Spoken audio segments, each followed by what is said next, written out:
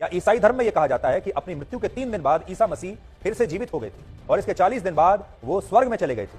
तब इन कहानियों को कोई भी काल्पनिक नहीं बताता और इन्हें पौराणिक कथा भी नहीं बताया जाता। उन्हें मानने वाले लोग इसे अंतिम सत्य मानते हैं, इसे इतिहास बताते हैं। और अगर आप जेरूसलम चले जाएं तो आपको अलग सा मस्जिद भी मिलेगी, वेस्टर्न वॉल भी मिलेगा और वहां तमाम जगहें वो मिलेंगी जिनकी वो पूजा करते हैं।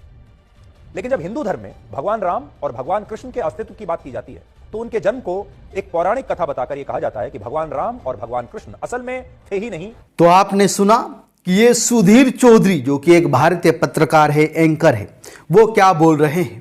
वो बोल रहे हैं कि जो प्रभु यीशु मसीह के बारे में जो वो बात कर रहे हैं, वो बता रहे हैं कि प्रभु यीशु मसीह मारे गए, गाड़े गए और तीसरे दिन वो फिर से जी उठे और 40 दिन के बाद वो स्वर्ग में उठा लिए और बताया कि यही अंतिम सत्य है।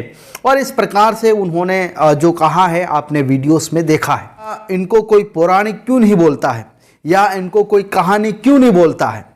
और फिर वो जो उनके भगवान हैं उनके बारे में बोलते हैं कि राम और कृष्ण के बारे में क्यों ये कहा जाता है कि ये एक पौराणिक है, ये एक काल्पनिक है। तो उनके लिए सवाल को उठाते हैं।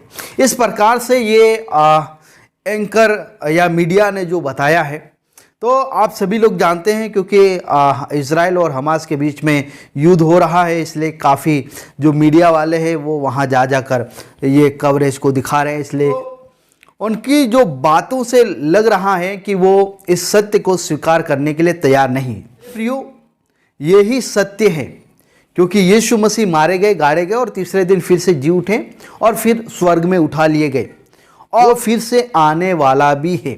जी हाँ, वो फिर से आने वाला है और सबका न्याय करने वाला, हम सभी का न्याय वो करेगा, चाहे वो मीडिया हो, चाहे वो कोई भी हो, हम सभी का वो न्याय करेगा। जी हाँ, ऐसा समय आएगा कि सबको उसके सामने खड़ा रहना पड़ेगा। और बाइबल हमें प्रभु यीशु मसीह के बारे में स्पष्ट रूप से बताती है और सटीक प्रभु यीशु मसीह के बारे में जानकारी हमें देती है। इसलिए जो लोग हैं वो बाइबल को खरीदते हैं, बाइबल को पढ़ते हैं और जब बाइबल को पढ़ते हैं तो उन्हें एक सच्चे परमेश्वर के बारे में जानकारी मिलती है और वो इस बाइबल को पढ़कर परमेश्वर के ऊपर विश्वास करते हैं, यीशु मसीह को अपना उद्धारकर्ता के रूप में ग्रहण करते हैं। उसमें लिखी हुई हर एक बात, हर एक मात्रा सत्य है। हमें मालूम चलता है कि बाइबल का परमेश्वर ही सच्चा परमेश्वर है, उसके अलावा कोई भी हो वो सच्चा नहीं। केवल एक ही सच्चा है और वो है बाइबल का परमेश्वर। इसलिए हम देखते हैं कि आज दुनिया भर में जो लोग हैं, चाहे वो मुस्लिम हो, हिंदू हो, सिख हो, कोई सी भी जाति का हो, कोई से भी धर्म का हो, कोई से भी संप्रदाय का हो, हर कोई आज प्रभु यीशु मसीह पर विश्वास करते हैं। क्यों विश्वास करते हैं? क्योंकि प्रभु यीशु मसीह के बारे में बाइबल में लिखा गया है और जो भविष्यवाणी की गई थी वो पूरी हुई है और पूरी हो रही है और पूरी होगी। तो यीशु मसीह ने कहा, मार्ग, सत्य, जीवन मैं हूं, बिना मेरे द्वारा कोई भी पिता के पास नहीं पहुंच सकता है। और प्रभु ने कहा, मैं ही उद्धार करता हूं, मैं पापियों के लिए आया हूं, मैं पापियों को बचाने के लिए आया हूं।